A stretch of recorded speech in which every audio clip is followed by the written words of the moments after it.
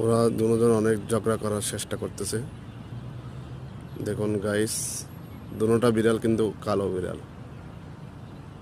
ওরা ঝগড়া করার জন্য প্রস্তুত হচ্ছে। দেখুন,